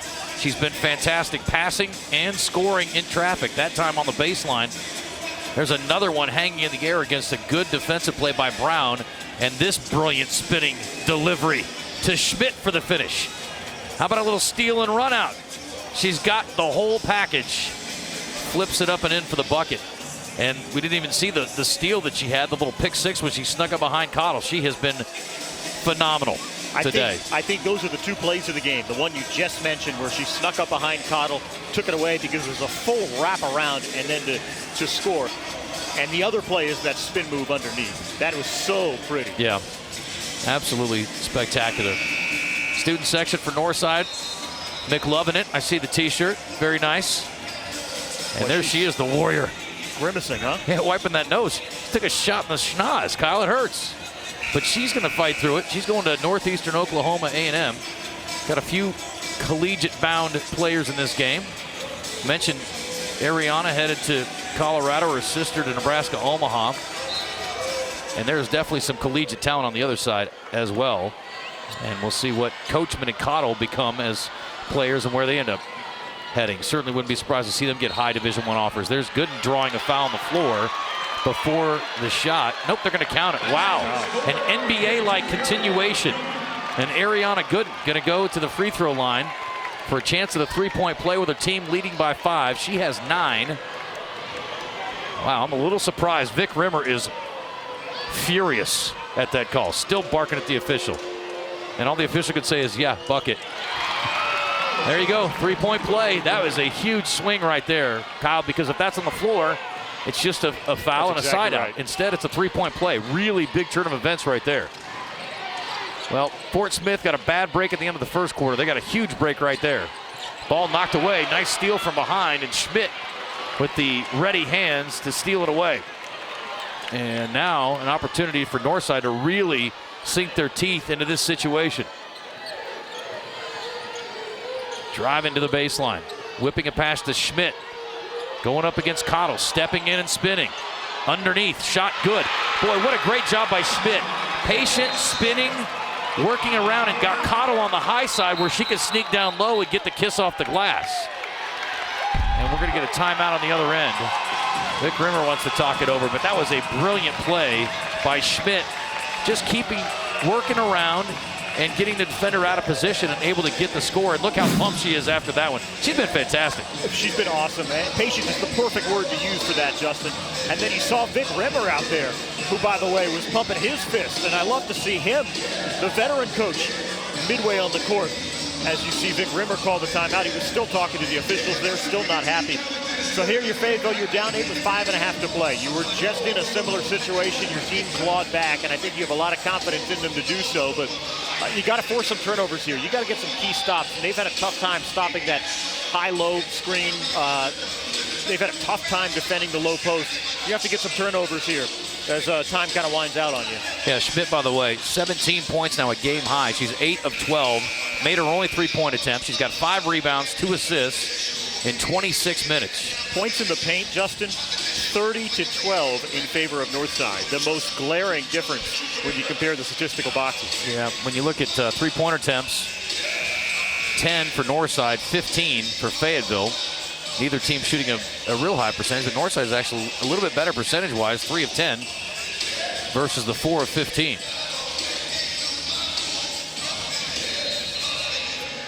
Well, critical juncture for the Bulldogs if they're going to get back into this game. 8 points, the margin currently. And this is the largest lead of the day for the Lady Bears. Free throw line, didn't want it, and a turnover. Grotjohn, another steal. Who else? Going the other way. Will she finish it? She will with the left hand. Coachman couldn't quite get into it to stop her. 10 the margin now with 5 minutes to play. First Northside victory was by 12. Second one by just 5. And they are in control right now. And that 5-point game, it was like a 1-point game in the final minute. It was close. There's a drive and kick. Cottle into the paint. Floater up, she's fouled. And Blackman's going to get nailed with that one. Let's look at Grotjohn here. She has been everywhere. She and Schmidt, huge keys for Northside.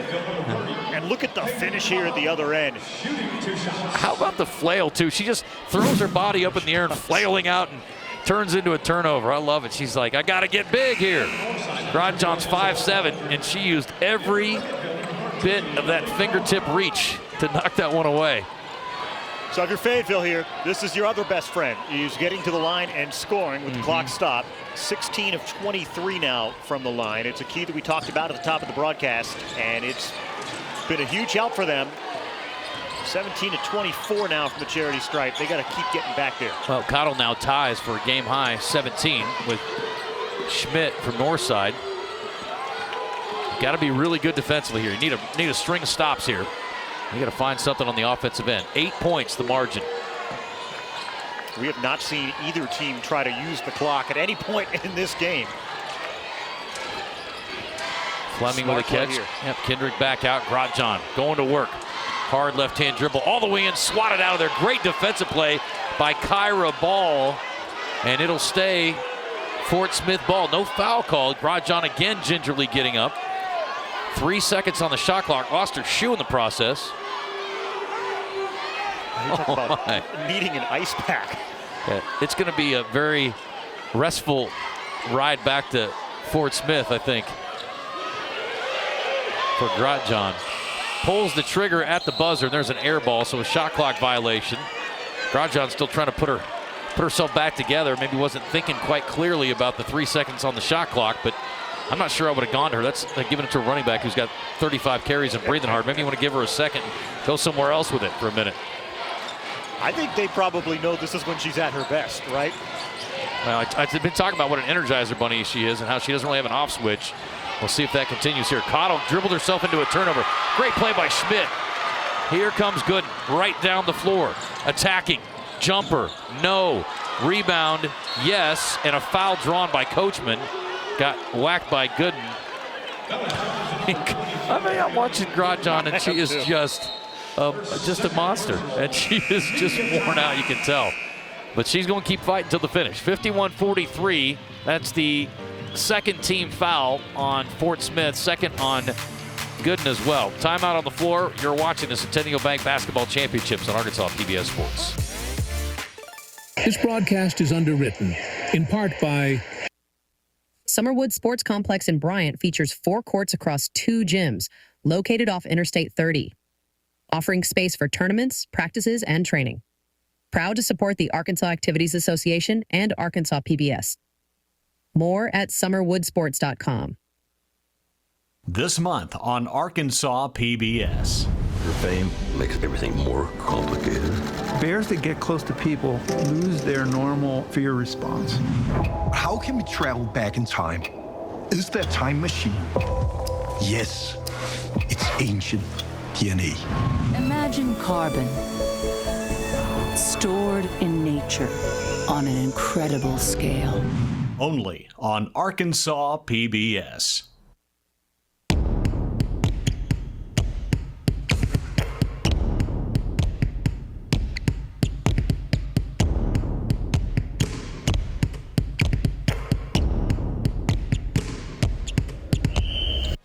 Final few minutes of the 6A championship. UAMS Health Orthopedics and Sports Medicine supports athletic programs and events across Arkansas. Clinics are located throughout Central and Northwest Arkansas. Learn more at UAMShealth.com. Our astute crew in the truck just pointed out one stat about Grotjon we haven't really been talking about. How about 5 steals? That is a game high. Her team has 11. She has more steals. In fact, more than twice as many steals as Fayetteville. They're stuck on 2. Her line, 6 of 12. 7 boards, 12 points, 3 assists, 5 steals, and maybe the most impressive, no turnovers. Get out of here. Not to mention maybe 16 black and blue marks. Yeah, no doubt. Points off turnovers. Fort Smith dominating 17-3. Drive and shot. Up, no good. Rebound on the offensive glass. Back up with it. No. Tipped out. Ball again. We're going to get a foul underneath. Good, and another hard fall.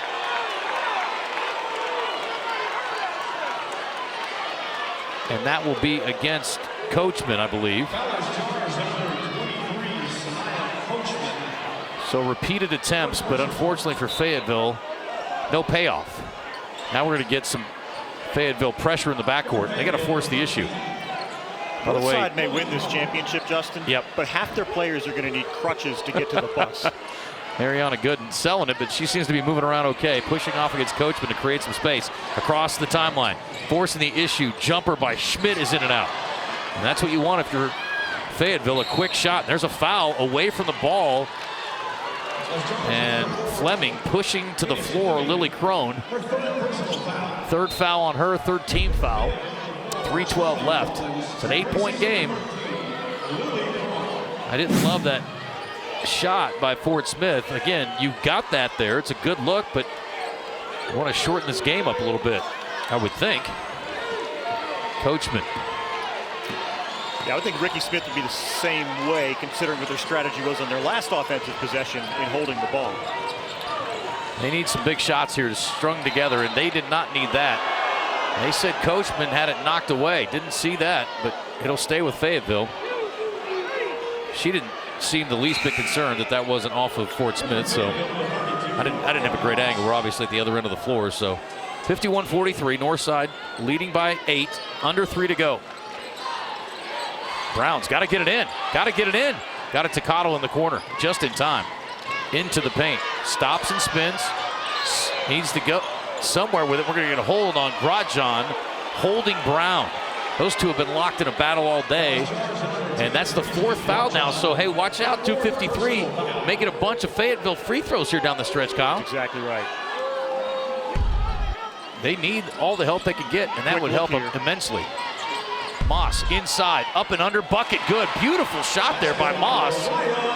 Reverse layup off the feed by Brown, and back within 6 with 2:43 to go. That's an eternity left in this game. So I mentioned earlier, I think Moss is a player they can really lean into down low, but they've had a tough time getting it to him. Grosjean reposition, 3 on the way, no. Ball tipped out of there and out of bounds off of Fayetteville.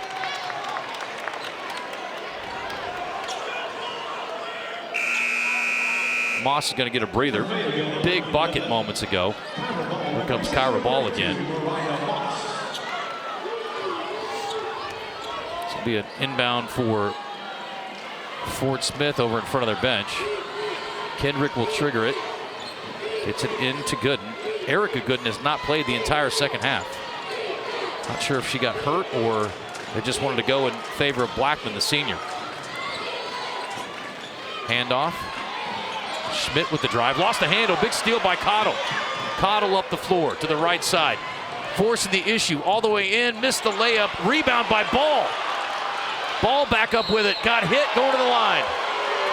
Gooden thought her block was clean, but she's going to get free throws in a relentless effort by Kyra Ball, the senior. Doesn't want to go home with a loss, and she is playing all out with 2:07 to go. Well, it's a great effort by Cottle on the steal here. She almost always finishes those. I think underneath there, I might have tried to kick it out and set up offense as opposed to trying to force that up. You see, also Kendrick pulled away as Cottle was going up the floor to avoid the foul around midcourt. Sitting down will be Charlie Rollins and Crone back in. Need these free throws. Missed the first. Second one is good. So a 1-for-2 trip gets Fayetteville a little bit closer, within 5 with 2:07 to play. Oh, and a touch foul up the sideline. Coachman tagging Gooden. That's the 3rd team foul in the 4th quarter for Fayetteville. 2:03 left here. Gooden got it, fell down. Great save. And now Grosjean will walk it up. To the right corner. Gets it to Gooden. Pass in the middle. Dangerous pass. Save, but stolen away then. And ripped by Ball. And it's a 5-point game. So sloppy ball handling by the Lady Bears turns it over. And now Fayetteville going back to work and a chance to make this a 1-possession game if they can get a score here. Brown down the lane. Wild shot up. Good defense by Grosjean without fouling. Forcing the issue, and really Brown never had anything there, but went to try to score anyway. Grosjean gets out of the trap attempt. What a screen by Schmidt, and they're going to call a block. A late call. He was going to show a charge, and he does. Okay, so he's going to say an illegal screen. Looked like he was going to call the foul against Ball, but they got Schmidt, and I'd like to see if she was set beforehand. That was a violent collision. I mean, we got a second look at it there, but I mean, you made the call. And Ricky Smith's telling his team to be smart. I think the feet were moving there. Scoring drought about 4 minutes here for the Lady Bears. Not a good time for that to happen, but they're not giving up much either. And there's a bad pass. Cottle tried to save it, and what a play by Rollins to save it in for Fayetteville. And then we got a step out of bounds on the sideline, and it will go back to Fort Smith.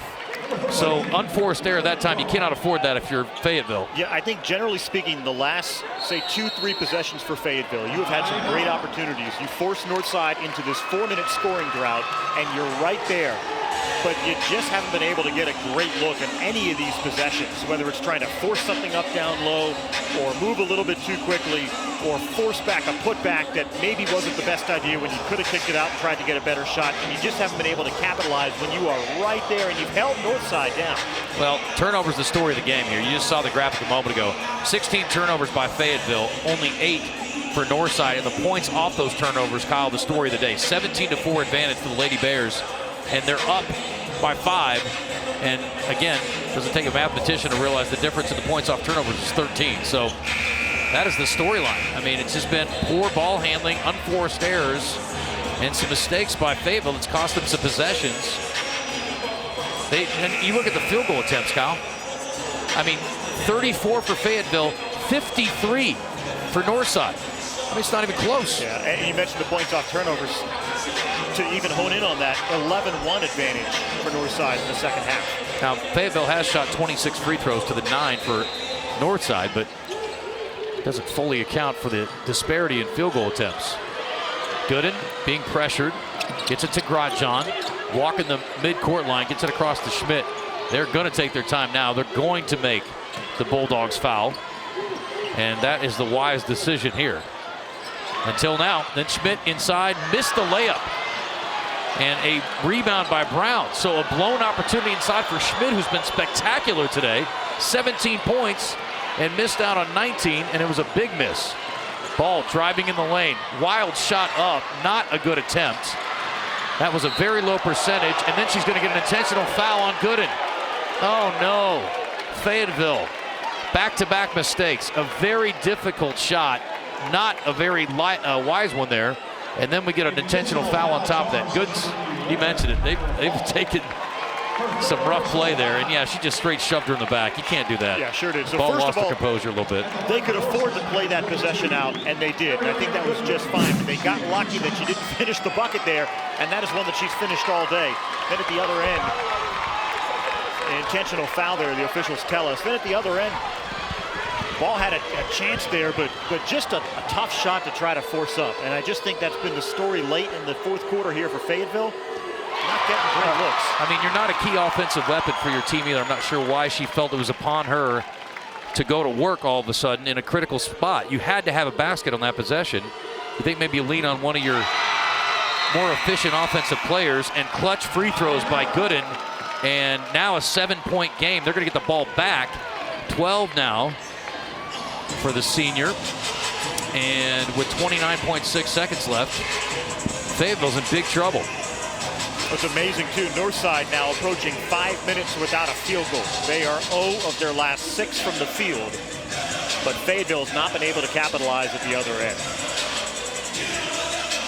I think you've had players, to your point, that have been able to try to force things a little bit too much. 53-46. We saw Benton pull off an incredibly unlikely victory last night over Maumelle. It's going to take something along the lines of that kind of miraculous comeback for Fayetteville to pull this one out. Hey, DVD copies of the state championship games are available from M&M Productions. More information at mnmproductions.net. Well, Fayetteville's really put itself in a tough spot. And Northside with their eyes on the sweep and the big prize. Trying to give Ricky Smith his 9th state title. And this is 34th year. Think about the percentage of that, by the way. I was just doing the math on that, honestly. I was just thinking about that. Like almost a third of your seasons you're finishing with a championship. And there's a turnover, though. Unforced error by Fort Smith now. I said you have to have a lot of things go right. Step 1 in progress. It's still a 3-possession game, though, with 27.5 seconds left. But we did see 6 points scored in 22 seconds last night by Benton. That's exactly right. It's possible. But you need a lot of things to go right. You need mistakes like that by your opponent. They got to get the ball in the right hands, the right players. Deep 3 on the way off. Battle for the rebound and knocked out of bounds. And it's going to be... We're going to get a foul. And that's going to be, I think, on Crone. So we're going to have free throws at the other end, and this is likely going to do it. Well, you think for Fayetteville, you had so many chances there late, and you think how these players are going to learn from this, the talent that's going to return for the Bulldogs. Coachman, a sophomore, Cottle, just a freshman. This free throw by Kendrick probably won't make a big difference, but here comes Tyshell Harris. Came in and gave a spark in the first half. And now you mentioned Erica Gooden had not played in the second half. She's about to check in, Justin, and how neat for the Twins, the seniors, to finish on the court as champions for the final time together. Second one's good. She's going to check Kendrick. Replacing number 21, Isabella Kendrick. And for Fayetteville, number 13, Lily Carl.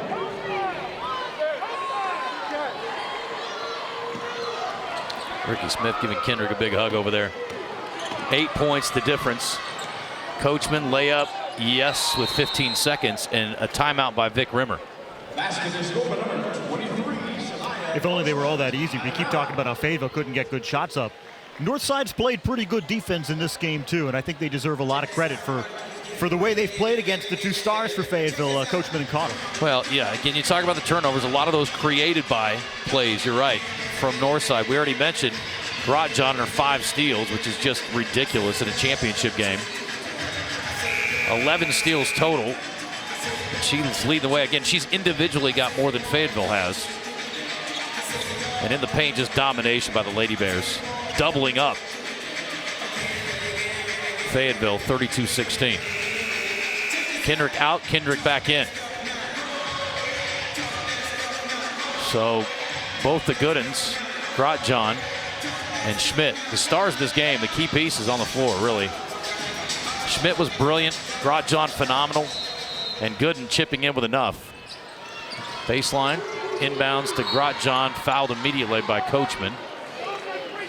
And she'll go to the other end to shoot free throws with 13.5 seconds left. It's a 6-point game. But Ricky Smith there, you think about where he stands, kind of among just the great Arkansas coaches, not even in girls basketball, but right. When you win 9 state championships, the 800+ wins, start thinking about some of the really great ones across sports, and his name has got to be right there.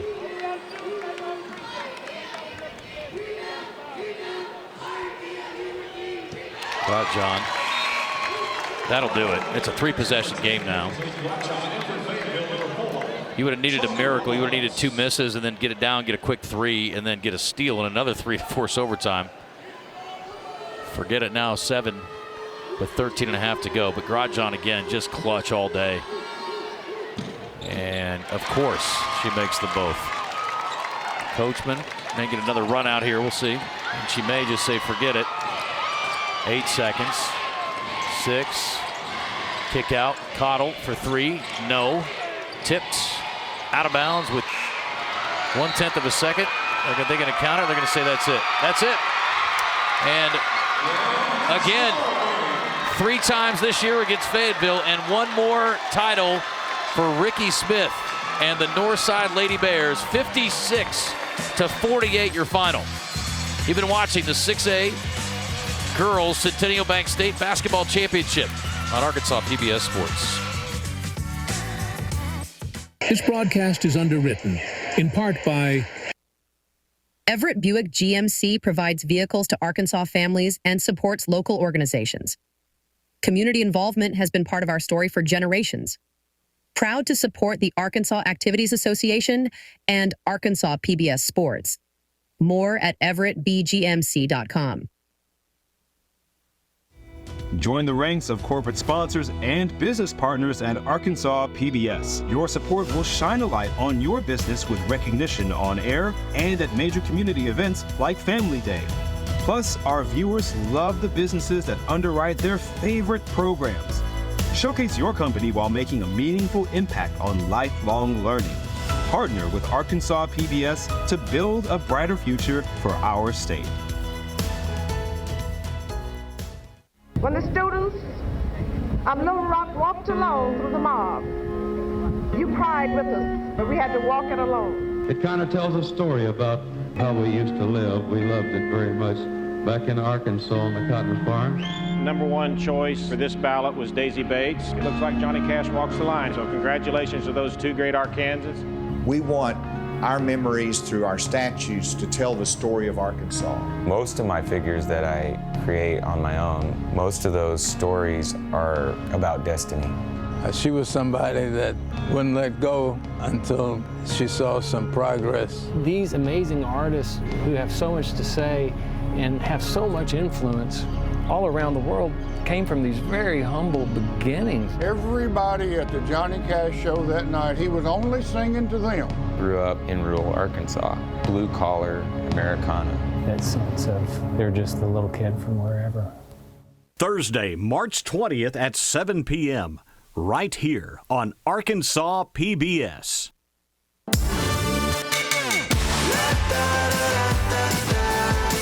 I would have never known the things I know now without that program. It really helped me advance my opportunity to this career field. Really gives them a fast forward, a good track to be able to come into the technical trades.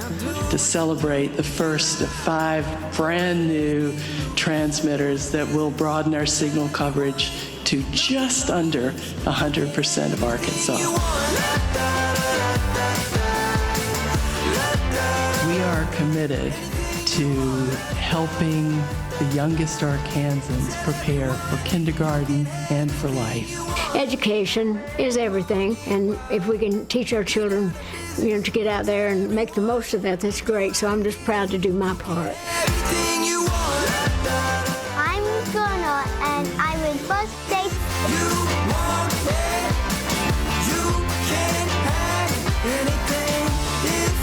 This is the first step to reforming our Arkansas, taking the effort to understanding each other's struggles and making them our own. Everyone repeat after me.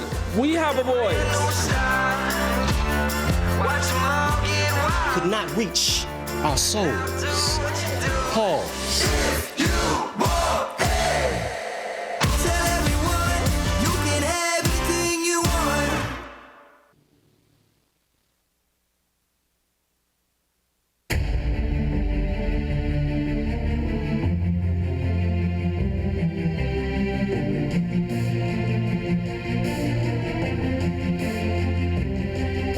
One more time for Northside. 6A girls state champions again in 2025. And we're going to talk to head coach Ricky Smith. He's done a few of these interviews over the years. And we're going to look at the numbers here, Coach, as we get settled in. But want to congratulate you on another championship. And I know it can't ever get old. That last minute and a half, I'm going to have to do a better job coaching because, boy, we gave them every opportunity to get back in it. And you'd think with senior guards, we got to bury them. But we'll watch some film, get better. But how about that win? We worked hard for that one this year. Yeah. We really did. We struggled a little bit early, but played really, really good teams. A couple of our losses are in the 6A state championship game in Oklahoma today. And so, we're a 53, 55-point team.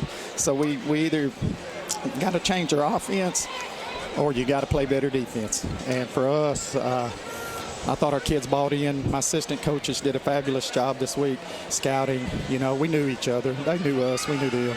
And so we did a good job guarding the kids that we felt like could shoot it.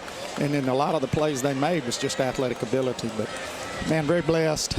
We lost Jim Rowland, the guy that hired me, 31 years ago. And he took a chance on me when I was at Stamps High School. No one had ever heard of Stamps or me or anything. And Jim Rowland took a chance and asked me, he said, can you just make them competitive? And I said, I promise I'll try, Coach. And I'm going to go by his grave tonight and take a trophy. He always wanted us to wear a coat and tie, so I still do it. I know they make fun of me. But just very blessed to be at Northside High School. Coach, you had some big players step up big. John was phenomenal. Schmidt was a problem for them all night. And obviously, the Goodens are always a key piece of what you guys do. But you had a lot of folks step up in different ways today. Yeah, I thought Cam Schmidt played really well. That was a big key. Obviously we expect Gooden to play. I mean, I was chewing that bud a lot there in the second half. But she can play better. But, boy, she stepped up when she had to. Made some big stops defensively. But very proud. John is a winner. Comes up with steal after steal, makes the extra pass, a little behind the back pass. That kind of gave me the confidence. Hey, we got a little swagger back. But, huge win for our program. Very proud for this young lady. I'm not going to crack on anything, but I think that's the Gatorade Player of the Year right there. All right, there, Coach. Appreciate it. All right, that is our winning coach, Ricky Smith. Let's bring in our player of the game, our MVP, and there's our final numbers. 39%. Not a great shooting day for Northside, but plenty good enough. 25% from three. Rebounds pretty even. The turnovers the big story there, and the points off. A 13-point disparity. Also, as Kyle pointed out, doubled up, in the paint, 32-16. Let's get our MVP on here. Just get a couple of shots with her coach, and then we'll talk to Ariana Gooden. Ariana, congratulations. To put this on very quickly, congratulations. Thank you. What did it feel like when they hand that to you? I mean, it feels great. We worked all season for that one. Your teammates, Gratjon in particular, I mean, my goodness, I don't know if she can stand up straight. Oh, God, she hit the floor so many times. We all hit the floor. I mean, her and Cadence, too. So and to get back up, I mean, woo. We're talking about the cliche, it's hard to beat a team 3 times. Y'all know each other so well. Yep. What was the difference this third time around for y'all?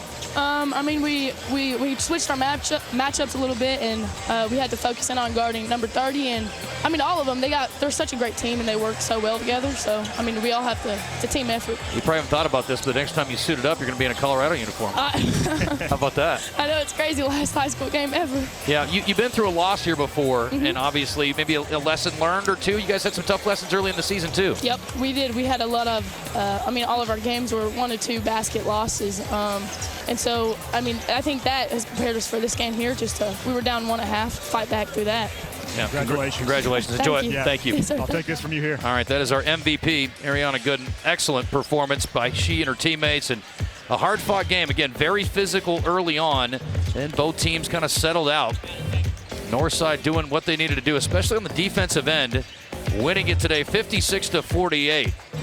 Coming up next, we've got our 6A boys championship and 2 spectacular programs with Bryant and Springdale. Looking forward to bringing you that one. But again, what a finish by the Lady Bears of Fort Smith Northside. Hey, the official championship apparel and memorabilia for this season are available at ArkansasHighSchoolSports.com. What a game.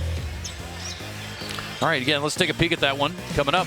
They're on the court warming up. Bryant, Springdale, and the Hornets, a little bit different team. Got a key piece in the form of Robinson. Back with them now. Springdale's been spectacular all year, and it should be a really good one. So stick around. It's coming up next here on Arkansas PBS Sports.